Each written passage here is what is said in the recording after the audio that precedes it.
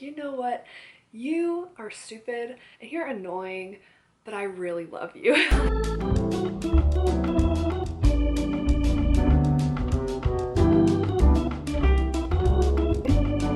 Hey guys, welcome back to another video. Today I'm going to be doing the mid-year book challenge, freak out, whatever challenge. I don't know really what it's called, but everyone's calling it different things, so I thought I'd film it because it has a lot of fun questions to answer about my reading year so far, and I love talking about this stuff, so I think it would be super cool to do.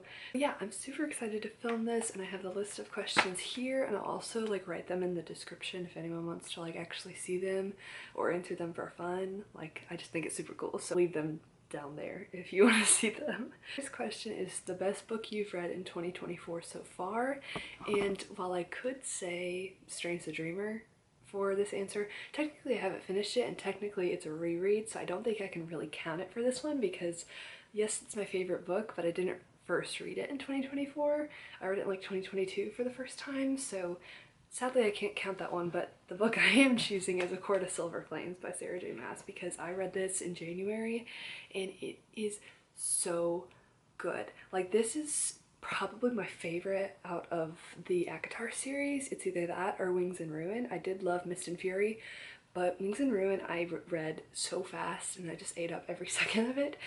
A Court of Silver Flames I was just so invested in, and just watching Nesta's character development and just the journey she went on throughout this book, throughout this whole brick of a book, was just so well done, and it was just very satisfying to see her character change and just grow. Like, it was just so fun to read, and especially like the friendships that were formed and especially the relationship that was formed. Like, I just loved everything about this book. This is also like the last book I rated 5 stars this year, and this was in January and it's July, so it's hard to top this for me this year. And then the next question is, how many books have you read so far this year? And at the time of filming, which is like the first week of July, I've read 37 and my goal was 40. I definitely think I can change my goal to like 50 probably, because I've still got like half of the year left, and I definitely think I could read 50 books at the rate I'm going. But I don't know, I feel like it's more satisfying to leave it at 40 and then exceed 40. Like, I just think that's gonna be more fun for me, and make me feel more proud. But yeah, I'm really happy with where I'm at. I'm definitely ahead. Like, Goodreads tells me all the time every time I update, and it says you're like 19 books ahead of schedule, so I'm like, hey, that's a win. Okay, and then the next question is the best sequel you've read so far this year, and I chose Heartless by Elsie Silver because thinking about all the sequels I've read this year, like, I hadn't read that many, or if I have, like, they weren't that good. But I read Flawless, you know, last month, and then I picked up like Heartless like right away after, because I was like, you know what, I really want to continue the series, the Chestnut Springs series. It's a cowboy romance series that follows like different family members. They live on this ranch, and it's just super like heartwarming and cute and just very like easy reads, but just very like enjoyable, at least for me. So I picked up Heartless, and that one was really well done. I really enjoyed it. The last little bit had a trope that I just did not like and it made the story seem like really rushed and like just an excuse. Like, it was not my favorite, but I did really love that book and I liked it better than Flawless. So, and I really liked Flawless. So yeah, that's what I'm choosing. And you know, really there are other books that were great too, but that one fit this prompt the best. And after that, the question is new release you haven't read yet but want to. And I have a couple options for this, so I'll get them off my shelves and then I'll go through and explain each one. Okay, so there are mainly 4 that are new releases this year that I haven't gotten to, and I really want to because I'm excited about all of them. But the first one is The Prisoner's Throne by Holly Black. This is the sequel to The Stolen Heir, and you know, I'm excited to read this, but I didn't love The Stolen Heir, so I'm kind of just like nervous that I won't enjoy this because I didn't really enjoy the first one. Like, I gave it a 3.5. Like, I thought it was good, but I didn't love it as much as I thought I would, so I'm kind of scared for this one, but I'm still gonna give it a shot. And then I have When the Moon Hatched by Sarah A. Parker. This has gone like super viral, and I picked this up randomly at a bookstore, like the indie bookstore near me, and I still haven't read it yet. I just was so drawn in by this cover, and then like, you know, the chapter you know, drawings, and there's like a whole like index of lore at the front that like is definitely my vibe, but it's just a lot to go in. And I know this will have to be like the sole book I'm reading when I read this. Like I need to devote all of my attention to it, and I just haven't had the chance to do that yet, but I think I'll love that one. The Invocations by Crystal Sutherland. This came out in January, and it's a thriller, I think. I think it's a supernatural thriller, like paranormal, and I'm pretty sure it follows like a paranormal like serial killer, and like three girls, and there's like a mystery and like murders, and like it sounds super spooky, and I really want to read this for like either Summerween or Halloween. I just haven't gotten the chance to do that yet, but I think I'll enjoy this. And I remember starting House of Hollow by this author, and I did it on audiobook like a couple years ago, and I liked it. I just wasn't really pulled to it, so maybe reading something by her physically might be the way to go. And then I have Love at First Book by Jen McKinley. This is a romance book, and typically I don't just like blindly buy romance books if I haven't heard that much about it, but this one, the synopsis just caught me in. Like it takes place like, I think it's an island in Ireland, which is a tongue twister, and it involves like a bookstore and like kind of like enemies to lovers. Like my thing is like, it's not enemies to lovers if it's contemporary, like they have to be in a fantasy world for them to actually be enemies, you know, but more just like strong dislike to lovers. And I just think that's so interesting, and the main character is hired to work for her favorite author, and that is just like, that's my dream. So I was just super hooked when I read the synopsis of this, and the cover is really cute, and like, you know, I haven't heard that much about it, but I was just pulled to pick it up, so I'm really hoping I like this one. I have a lot of faith in it. Next question is your most anticipated release for the second half of the year, and I did make a video about this, so go watch that if you want to hear like the full extent of what I'm excited for. But the two that I'm like top excited for, like most excited to read for the rest of this year, is Fear the Flames by Olivia Rose Darling and A Song to Drown Rivers by Anne Lang. I've been following the author of Fear the Flames for like so long on Instagram, and then when she's self-published I was like, oh, I want to read Fear the Flames. Never got a chance to buy it, and now it's being traditionally published, and I like think about this book every day, how much I need it in my life, how much I think I'm gonna love it, and I'm just so excited for her, like just her in general, for the author in general, but also for her book to be like out into the world. So I just cannot wait to read that. I really want an ARC, but I don't think I'll ever get one. And A Song to Drown Rivers, I've read two other books by Anne Lang, and I've really loved one of them, and the other one I just decently enjoyed. This is her first like historical fantasy, or just fantasy in general, and it sounds really promising. I'm not sure about the synopsis, but the cover is really beautiful, so I just really trust her. I'm excited to see what she writes. And then next, the question is the biggest surprise of the year so far, and I'd have to say the Chestnut Springs series. Like in general, I've only read 2 books out of the, I think, 5 so far, and I was really surprised because I never really thought I like cowboy romance or just like that type of book at all in general. So I kind of just picked it up on a whim, and I actually really liked it. I think Flawless was really well done, and it was the perfect balance of like romance and like that kind of plot with like an actual plot, and then having the characters all be super fleshed out, and like they actually felt like real people and not just like character tropes that are supposed to fall in love. Like it felt actually really thought out, and I appreciated that because a lot of romance books I just can't get into because of that very reason. And the writing was not like the best thing ever, but I think Elsie Silver's writing is just very like digestible, like it's very easy, and they're just a lot of fun. Like I just have fun reading them, and everyone needs a book like that, and there's nothing wrong with that. So that definitely surprised me, more just like of the quality, but also my enjoyment of them. Next is favorite author, debut, or new to you, and I have 3 options for this. They're not debut, they're all just new authors to me that I read for the first time this year, and they are Taylor Jenkins Reid, Cassandra Clare, and Elsie Silver. And I definitely would say Cassandra Clare is like my top favorite of the 3. I just really have fun with her books. I love her characters, and I love like Shadowhunters. I've only read 3 so far, but I definitely plan to continue. But just so far, I'm just so amazed at how she can be so detailed with her writing and world building and everything. And the Mortal Instruments is not that great, but I love it. I love Cassandra Clare. And then Taylor Jenkins Reid, I read Malibu Rising this year, and I was really surprised because I was always intimidated by her books because they're kind of like historical fiction almost, and that's not really my genre. But I wanted to give it a try because everyone loves her, so I read Malibu Rising and I really enjoyed it. I gave it 4.5 stars, and it was just so like full of drama and just so much fun. Like, just, you know, it was the perfect amount of depth but also like easy to read, if that makes sense.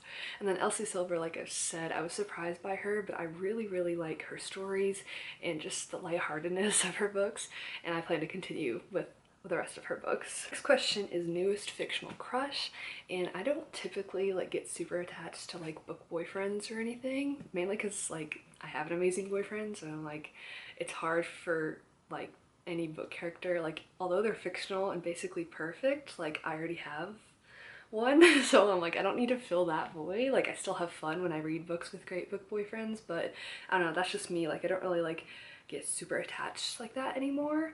But if I had to pick one, I'd say Cassian, because he's just like the epitome of everything I like. Just like strong, very muscular, you know, cares for the person he's with, but also like is super like tough and kind of like withdrawn from everyone else, like to the person he cares about, and like his like family. He is like, you know, very wild, like fun, like just amazing. But then to like others, he's, you know, he may be like, you know, nice, but he's always like tense and like super guarded and just mysterious, I guess. I don't know if people would call Cassian mysterious, but like I'm thinking of the scenes of when he's talking, this isn't really a spoiler, I don't think, but the scenes where he's talking to like the other Illyrian generals, I guess. He's so like harsh with them and just very guarded, and but then he turns around with like Reese and Azriel and he's just like so much fun. So he's really like nuanced and I really like him. And the next question is a book that made you cry, and honestly, I don't really cry at books. Like, I find it really hard to cry at a book I'm reading. I think the last one I cried at was like The Maze Runner or something, like The Death Cure, when I read it in middle school. That's probably not true. Like, I think I cried at some other books. I might have teared up a little bit during A Court of Silver Flames. And I think I teared up a little bit during Flawless by Elsie Silver. Not because it was sad, but just because I related so hard to it. And I was like, oh, that's so real. Like, that's me. So I don't really like cry over books. It has to be like really sad, or I have to be really attached to like care that much to actually cry over it. But that's just me, and I honestly have yet to find a book that makes me feel that way. So if you have recommendations, let me know. Okay, the next question is a book that made you happy, and I am choosing the Mortal Instruments series, not just City of Bones in general. The first 3 books of the Mortal Instruments series that I've read so far, they're not the best thing I've ever read. Honestly, they're kind of like bad compared to everything else I read, but like that's not an insult. It's just for their time. It's just, they are so of their time that when I look back at them, I'm like, oh, this is, wow. But they're just so much fun. Like, they're honestly just very like silly, and like, yes, they have like complicated plots and like dark things and just a lot of like, you know, real topics that like get talked about, but it's just so much fun. Like, all the characters are just, you know, they have their issues, but I love them. I just can't help but love them. Like, oh, Jace is a mess and Clary is a mess, especially in this book. I absolutely hated Clary in this book. But by the time I got to City of Glass, I was like, you know what? You are stupid and you're annoying, but I really love you. I have to say The Mortal Instruments. I think also with The Mortal Instruments, it just gives me a lot of nostalgia, because like, even though I wasn't really their age in like 2007 or 8 or whenever this is supposed to take place, and I didn't read it when they came out, I was kind of around and like getting into reading when this was super popular and like everyone was obsessed with it, so I kind of watched from afar. So to be like reading it for the first time now when I'm like 20 and I'm way beyond that period and everyone's already read it before, it's just a little bit nostalgic, like kind of longing for like me wishing I read it during that time, if that makes sense. And the next question is the most beautiful books you've bought or received this year, and I bought these myself and they just came here the other day, but they are my prized possessions, and they are my Owl Crate editions of Strange the Dreamer and Muse of Nightmares by Laini Taylor, and they are just gorgeous. Like I just cannot get enough of them, and they just are such high quality, and so much attention to detail went into this that I just know like it's worth my money. Because like, look at that. Isn't that just stunning? And then there's like artwork on the back of the dust jacket, and it's just like everything you want in a book, and especially when it's like my favorite book, it makes it that much better. So definitely 10 out of 10 purchase. They're so beautiful. The next question is gonna hit hard for me because it's really gonna expose me on some things I'm not proud of. But it's what books do you need to read by the end of the year? And there are way too many that I could use for this list, but I just need to admit my sins. But that is the Throne of Glass tandem read, which is Empire of Storms and Tower of Dawn. I have been putting that off mainly because I'm intimidated by it, because it's technically 2 books at a time, but I also know I'm gonna love them so much. Like I'm just not ready. I'm not ready for it to end. I'm not ready to just, I don't know. And then Kingdom of Ash, but I have to get through the tandem read first. Nightmares, this is the special edition copy, but I'm currently doing my reread of Strange the Dreamer and I'm almost done. So hopefully soon I can actually get to me some Nightmares, because I'm so excited to get to it, but I'm also terrified to read it because I just don't want it to end. Like I have my theories about what will happen and like what the answers are to the questions in Strange the Dreamer, but I'm just like, I'm just scared. I'm really just scared because I care about these characters so much, and it's my favorite book of all time, so I don't know, I'm just terrified. And then also Crooked Kingdom by Leigh Bardugo, because once again, I don't want it to end. It's only 2 books and I love duologies because it's, you know, it's short, sweet, and you get what you get in 2 books, and like you just have to deal with it. But I've just heard things about Crooked Kingdom that people cry, and I love those characters too, and I just don't, I'm not ready. That's my excuse. I'm just not ready, but I know all of those books hopefully are gonna be 5 freaking stars. I cannot wait. Next question is, how many 5-star reads do you have this year so far? And I only have 2, which are these 2. And I adored them both so much. They are so amazing. My favorites out of the Akatar series, but I'm just kind of surprised that I haven't had any more 5-star reads. Honestly, it's not like on purpose. I think I've just started rating way too critically, and I'm just very picky because I took a creative writing class this past semester. If you don't know, my major in college is English, like creative writing. I got to the bottom of just like what makes a good story and like all the components and like things that like, I don't know, make your story better. And so when I was writing my pieces for that class, like I really try to pay attention to these, but I've taken everything I've learned from that class and now I apply it to all the books I read. And I'm really trying to shut that part of my brain off and just be like, stop being so critical, like just read for fun, just enjoy your time. You don't have to like analyze and pick apart everything, but I kind of just do it unconsciously. Like just me, like as a writer myself, and especially after learning what I did in that class, it's just really hard for me to like not pay attention to obvious flaws when you could just do something so simple and change those things. So obviously these 2 books are not perfect. They're not for everyone. Not everyone is going to like them or give them 5 stars. But me personally, despite their flaws, they are fantastically written books, like fantasy books, at least in my opinion. So I think they're deserving of their 5 stars. And there are other books that I've read this year that I could also see myself giving 5 stars, like I predicted they'd be 5 stars, so on, but they just let me down. Whether in one way or another, I don't know. 2 so far. I'm really hoping for another one. I'm like in need of another one. The next question is, what books do you need to reread this year? And I'm currently in the reread of one of those, which is Strange the Dreamer by Laini Taylor, and I'm really close to being done, so we can almost check that off the list. I also need to continue my reread of the Hunger Games series because I listened to the first audiobook this past month in June and obviously loved it, but I need to continue with Catching Fire. I'm really just waiting on my audiobook hold, so that'll be an easy reread, but I'd like to reread that series before Sunrise on the Reaping comes out next year. Okay, my battery's about to die, so hopefully I can sum this up before it dies. But the next question is, a book you enjoyed with mixed reviews. The only one I could think of that had really polarizing reviews was A Court of Frost and Starlight by Sarah J Maas. I feel like people either love or hate this, and nobody's really like in the middle, or like they'll say they liked it but it wasn't their favorite. And I honestly It has very mixed reviews, but I enjoyed this. Like, I knew it wasn't going to be anything like really dramatic or like essential to the story.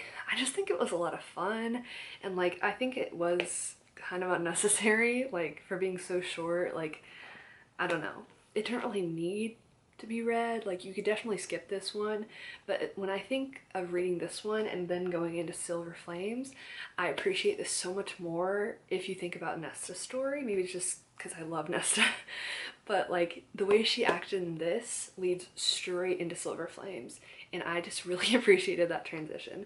So that was just my opinion on it, and I just like the Christmas setting, like winter setting, and I would definitely reread this during winter if I needed like my comfort characters and just something cozy, you know? And it's super short. Like, I don't know, I gave this 3.5 stars and I enjoyed it. I don't care if people don't like it or if they love it. I just thought it was, you know, decent fun read.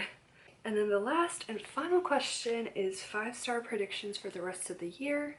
And I have so many 5-star predictions. I probably won't go through all of them just because like I have a lot.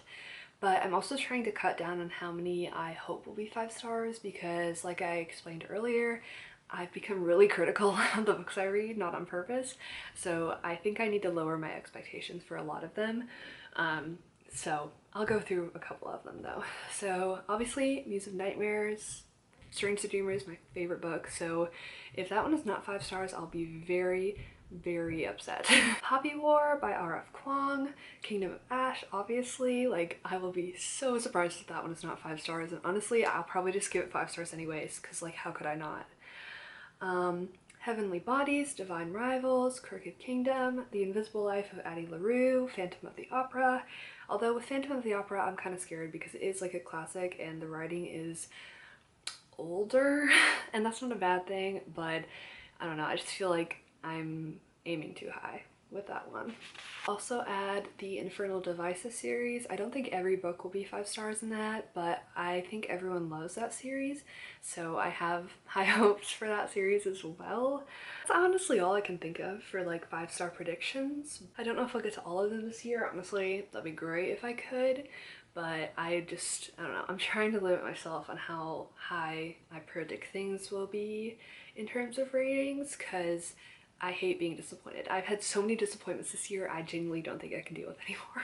Alright, so that is all I have for this video. I hope you have enjoyed watching, and I've watched people make this video for so long, so now that I'm actually like making videos, it's a lot of fun to do, and I just love this kind of like statistic stuff. Like, even if it's not numbers, it's like just me talking about books I love or books I'm excited for, and I always love doing that. So yeah, thank you again for watching, and I'll see you in my next video.